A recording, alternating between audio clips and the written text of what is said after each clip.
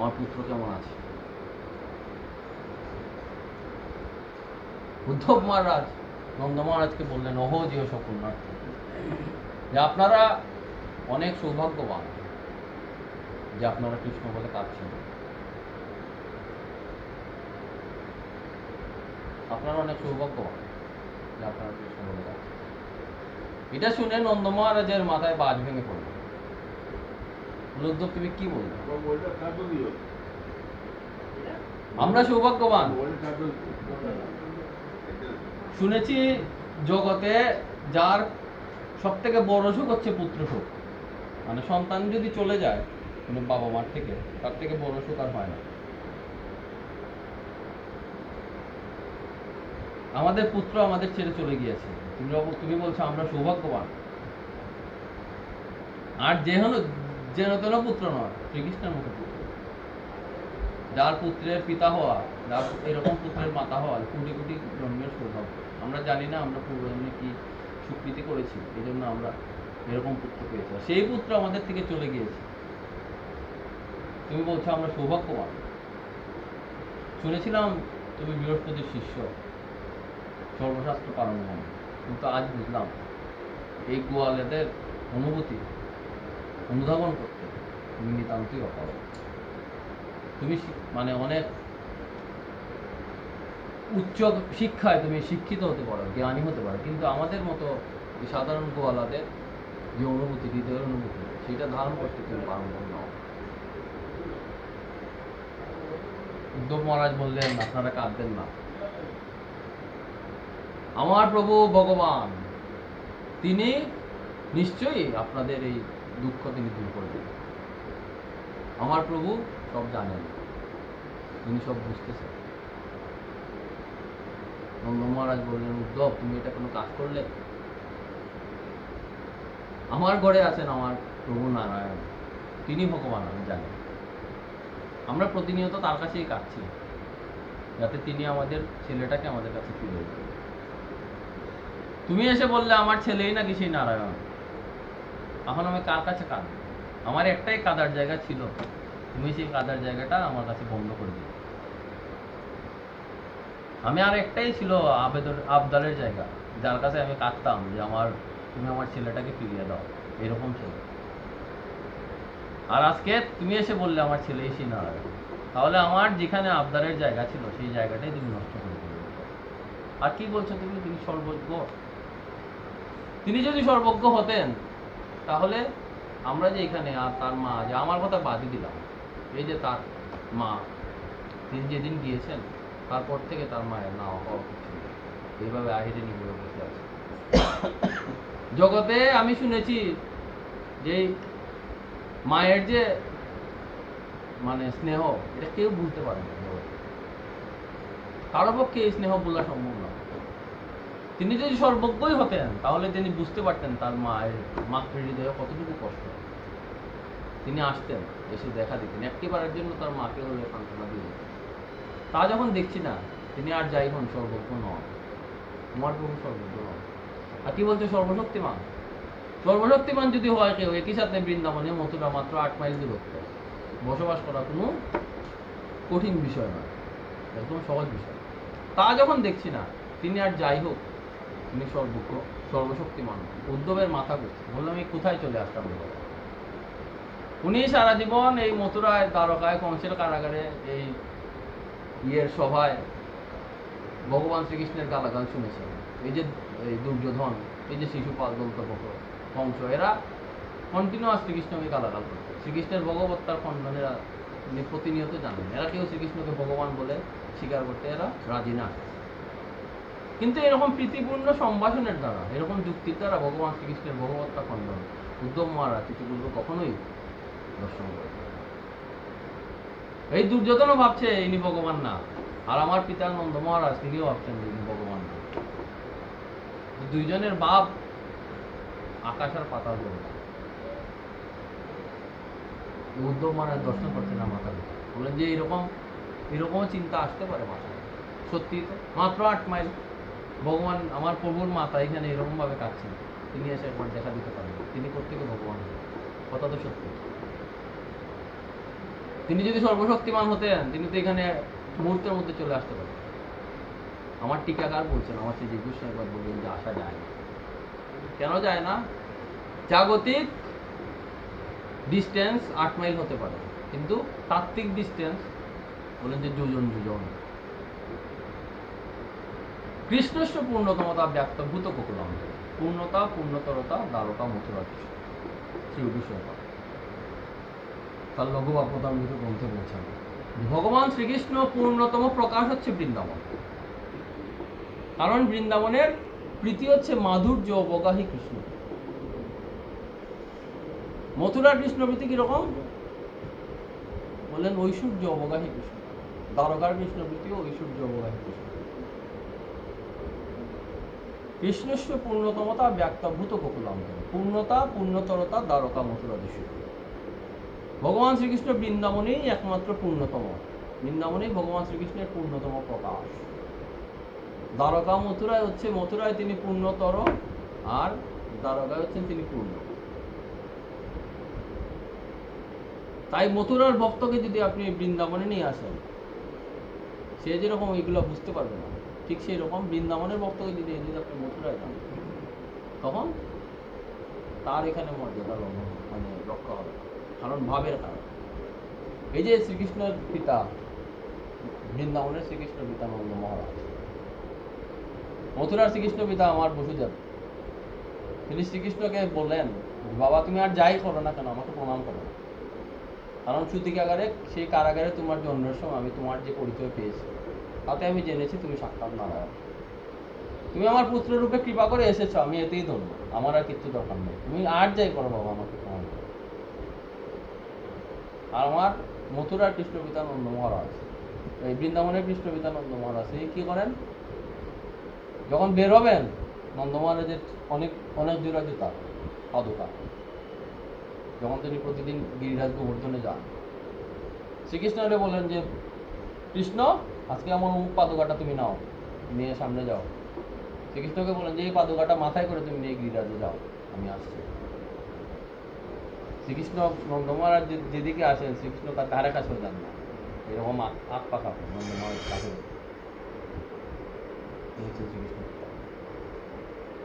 ঠিক মথুরার কৃষ্ণ জননী দেবকী মা, তিনিও একই কথা, যে বাবা তোমার যে রূপ আমি দেখছি জন্মের সময় বংশের কারাগারে, আমি বাবা ধন্য তোমাকে কোন জন্মে সুকৃতি ছিল তুমি পুত্র হিসাবে এসেছো বাবা, আমার আর কিচ্ছু দরকার নেই, তুমি আর যাই করো, আমাকে প্রণাম করো না, তুমি যে মা বলে আমাকে ডাকো, এতেই আমি।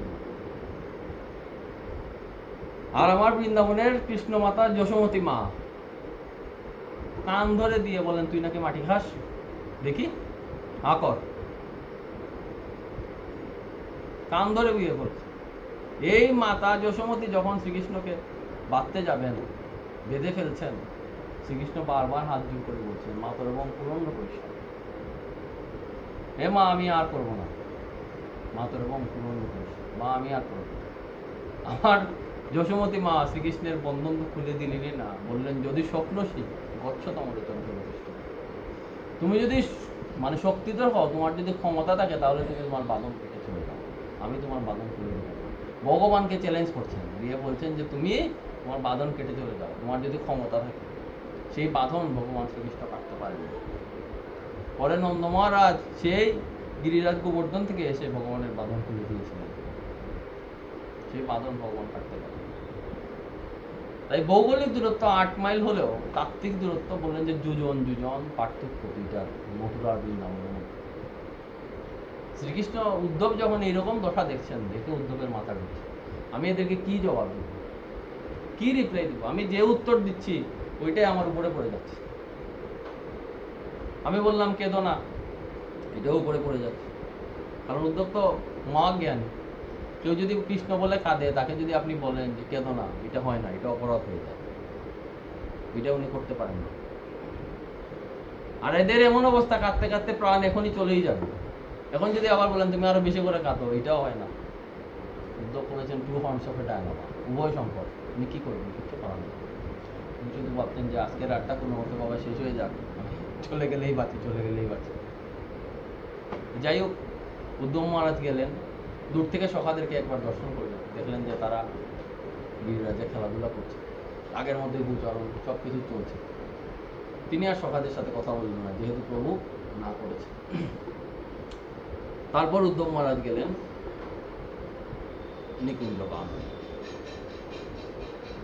নিকুঞ্জ কাননের পাশ দিয়ে যখন উদ্ধব মহারাজ যাচ্ছিলেন, তখনই তিনি ব্রজাঙ্গনাদের ক্রন্দন শুনতে পেলেন। কানে আসলো কারা যেন কাঁদছে, করুণ স্বরে কাঁদছে, কিন্তু তিনি দেখছিলেন না। তারপর হঠাৎ দেবী যোগমায়া কৃপা করে এই মায়া জালটা সরিয়ে দিলেন। উদ্ধব মহারাজ তখন দেখতে পেলেন সামনে ব্রজাঙ্গনা তারা কাঁদছে। উদ্ধব মহারাজ যখন প্রবেশ করতে যাবেন তাদের সামনে,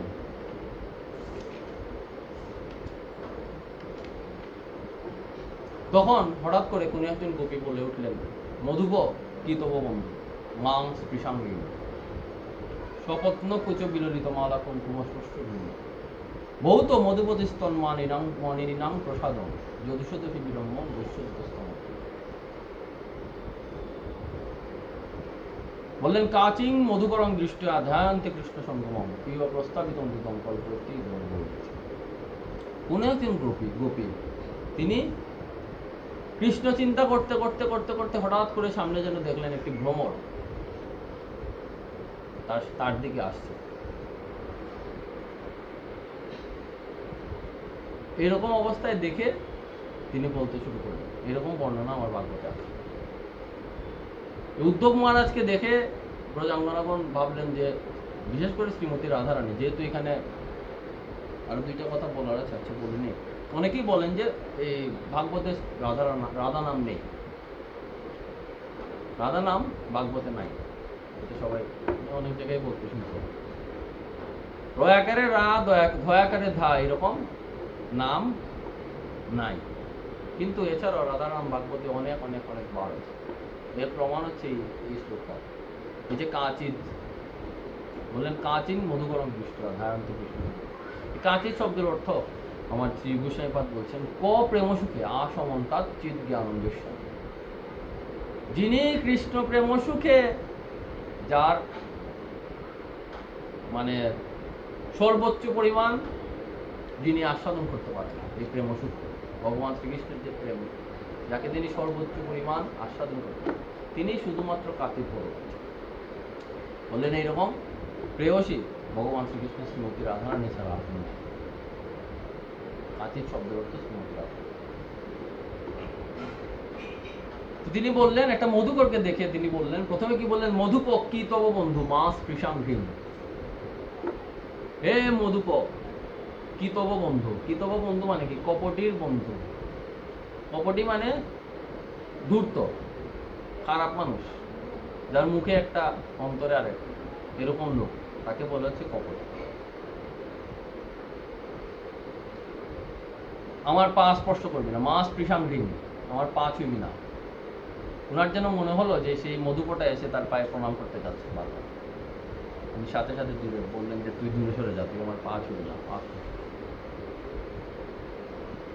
কুচো বিললিত মালা কুঙ্কুম শ্মশ্রু না, শপথ না কুচো বিললিত মালা। তোর যে শ্মশ্রু মানে ওই যে আমরা যেটাকে ওই যে কি বলি, সিলেটি ভাষা বলে সুম, যে ভ্রমণের দেখা কালা কালা যে এন্টিনার মতো থাকে সামনে, তোরা যখন ফুলের মধ্যে গিয়ে বসে তখন ওইটাতে গিয়ে শ্মশ্রুতে হচ্ছে পরাগ যে থাকে ফুলের, সেই পরাগটাও চিটাতে লেগে যায়। তারপরে যখন আরেকটা ফুলে গিয়ে বসে, ওইটা ওই ফুলের মধ্যে চলে যায়, এর মাধ্যমে হচ্ছে পরাগায়ন হয়। এটা ভ্রমণ নিজেও বলতে পারে না তো তার এখানে কি লেগেছে। এটাই হচ্ছে এই যে গাছ যে হয়, গাছ থেকে যে বীজ হয়, এটাই প্রক্রিয়া। একটা মৌমাছি বা ভ্রমণ যখন একটা ফুলে গিয়ে বসে মধু, তখন ওই ফুলের পরাগটা ওর প্রশ্নের মধ্যে লেগে যায়। তারপর সে যখন আরেকটা ফুলে গিয়ে বসে, ওই পরাগটা হচ্ছে ওইখানে চলে যায়, গিয়ে তখন পরাগায়ন হয়। আমার দাদা বলতে হবে এটাই হচ্ছে সিস্টেম। শ্রীমতী যেন বলছেন যে তোর এখানে যে তোর যে স্পর্শ, এটার মধ্যে কি লেগে আছে জানিস?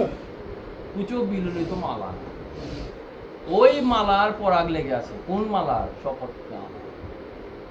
তোর বধূ, তুই যে কপটের বন্ধু, তুই যে কৃতব বন্ধু, তোর যে কপট বন্ধু, বন্ধু মানে কে? শ্রীকৃষ্ণ। বললেন সে তার মথুরা রমণীদের সাথে যে বিহার করেছে, তখন ওই ওই যে মালা তাদের গলার, ওই মালার স্পর্শ তোর এখানে লেগে আছে।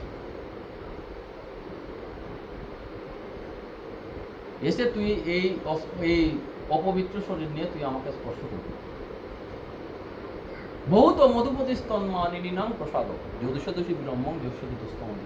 তোর যদি মান এত প্রসাদনের দরকারই থাকে বা এত পায়ে ধরার দরকার থাকে, তুই আমার পায়ে ধরিস না, তুই গিয়ে বহুত ওই মধুপতিদের পায়ে ধর, ওই মধু রমণীদের পায়ে ধর, মথুরা রমণীদের পায়ে ধর, যাদের সঙ্গ তোর কপট বন্ধু কৃতক বন্ধু যাদের সঙ্গ করে, তাদের কাছে যা, তাদের পায়ে ধর। হে কৃতজ্ঞ বন্ধু, তুমি আমার চরণ স্পর্শ করো না, কারণ তোমার বুকে আমার সপত্নীর কুচক বিজড়িত কৃষ্ণমালা সম্বন্ধীয় কুমকুম বিরাট। বললেন কি লেগে আছে? ও তাদের কুমকুম লেগে আছে। কুমকুম কিরকম? কুমকুম তো বুঝেন, সিঁদুর। এটা হচ্ছে ওই স্পর্শের মধ্যে লেগে আছে, বুকের মধ্যে। এতাদৃশ তুমি যার দুধ, সেই মধুপতি মথুরা মানিনীদের প্রসাদ পাত্র হবে। যার দুতিদৃশ্য তুমি, সেই ক্ষত্রিয় সৃজন সুরত চিহ্নতারী, তার যদুসভায় বিড়ম্বনা তো হবে। এই বিড়ম্বনার কথাটা আমার শ্রী গোস্বামীপাদ বলছেন খুব সুন্দর। বললেন যে সব জায়গায় ভগবান শ্রীকৃষ্ণের একটা সুনাম আছে যে ভালো ভালো ভালো ভালো এইরকম, কারণ মথুরায় তো তিনি রাজাধিরাজ। বললেন তোমার এই যে আসল রূপ তোর বন্ধু, সেটা যদি কোনো কারণে যদুদের সবাই যদি একবার যদি ফ্লাশ হয়ে যায়, তার যে চরিত্রের এই যে অবস্থা, সেটা যদি কোনো কারণে যদু সবাই পাশ হয়ে যায়, তাহলে এখানে তাদের মধ্যে খুব বিড়ম্বনার শিকার, সবাই তাকে নিয়ে অনেক হাসি ঠাট্টা করে। তাই তুমি যাও, মথুরাতে যাও, গিয়ে তাদের কাছে গিয়ে তুমি মান প্রসাদের চেষ্টা করো, আমার কাছে আসার দরকার নেই, আমার কাছে তোমার মধ্যে আসবে।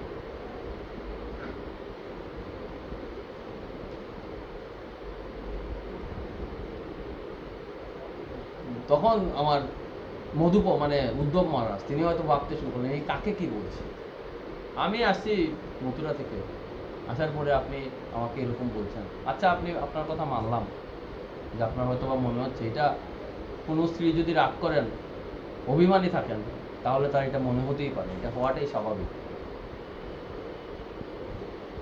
কিন্তু আমার প্রভুকে তো আমি চিনি, যে স্বপ্নেও অন্য স্ত্রীর দিকে তাকায়নি, যে স্বপ্নে পর্যন্ত অন্য স্ত্রীর কথা কল্পনা করতে পারে, তিনি সারাদিন রাধা রাধা রাধা রাধা রাধা রাধা বলে আছে। তার এমন কি অপরাধ হলো যে তুমি তার এরকম একটা চরিত্রের বৈশিষ্ট্য আবিষ্কার করলে? কি কারণে তার তোমাকে শর্ট মনে হলো বা কপট মনে হলো? এই যে বললে কৃতজ্ঞ বন্ধু, কি এমন তিনি করেছেন তোমার সাথে যে তোমার মনে হলো যে তিনি কপট বা কৃতজ্ঞ?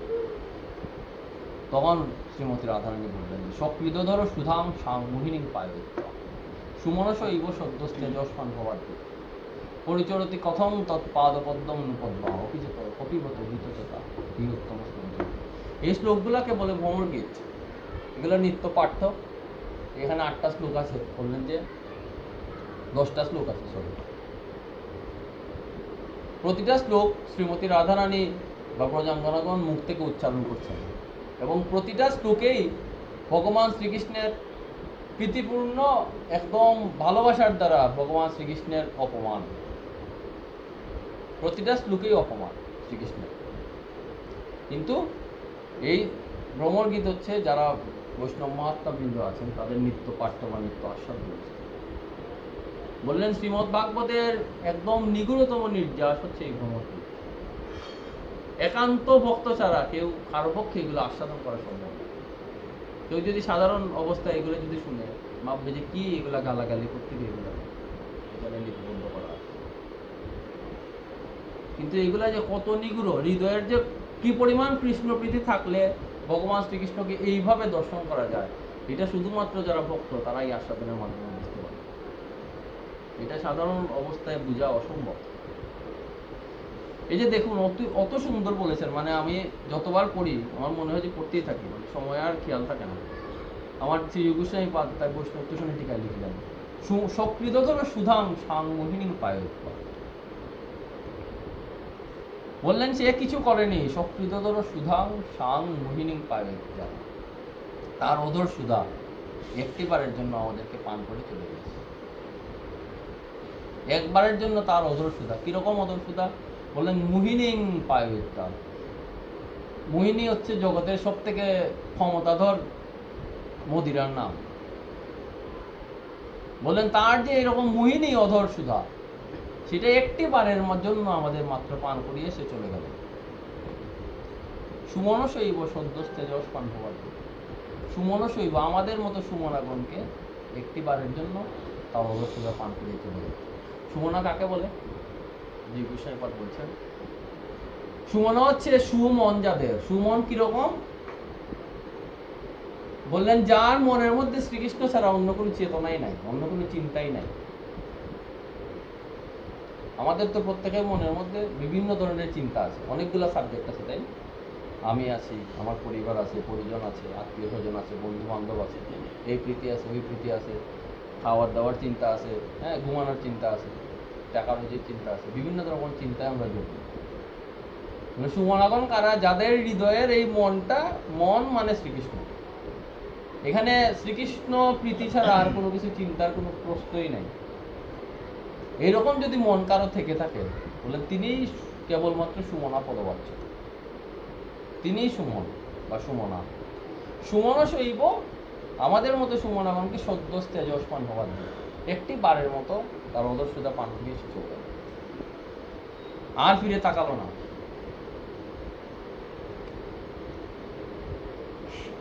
কেন, কিভাবে পান করালো? যদি এটা পান না করাইতো তাইলে আমরা ভালোই ছিলাম। সে যদি তার অধর সুধা আমাদেরকে পান না করাতো, আমরা ভালোই ছিলাম, আমাদের কোনো কষ্ট ছিল না। কিন্তু একটি বারের জন্য সে যে কত বড় কপট, কত বড় ধূর্ত, এই জন্য সে একটি বারের জন্য তার অধর সুধা আমাদেরকে পান করিয়ে এসে চলে। কিরকম? ওই অধর সুধার হচ্ছে মোহিনীর মতো। তুমি যদি একটি বারের জন্য এই অধর সুধা পান করো, তাহলে তোমার মাথার মধ্যে কৃষ্ণ ছাড়া আর কিছু ঘুরবেই না। তোমার হৃদয়ে সারাদিন শুধু ওই কপটির চিন্তা মাথার মধ্যে ঘুরতে থাকে। তা আমরাও এরকম, আমরা পাগল হয়ে গিয়েছি। সে যে এটা পান করিয়েছে আমাদেরকে, আমরা পান করার পর থেকে আমরা শুধু কৃষ্ণ কৃষ্ণ কৃষ্ণ কৃষ্ণ কৃষ্ণ কৃষ্ণ হা কৃষ্ণ হা কৃষ্ণ হা কৃষ্ণ, এটাই ভাবতে আসছি। তুই যখন থাকবেই না আমাদের সাথে, তোর এটা পান করানোর কি দরকার?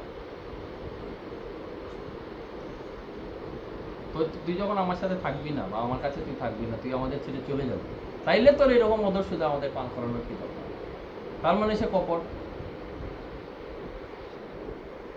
তার মানে সে কপট, সে ধূর্ত।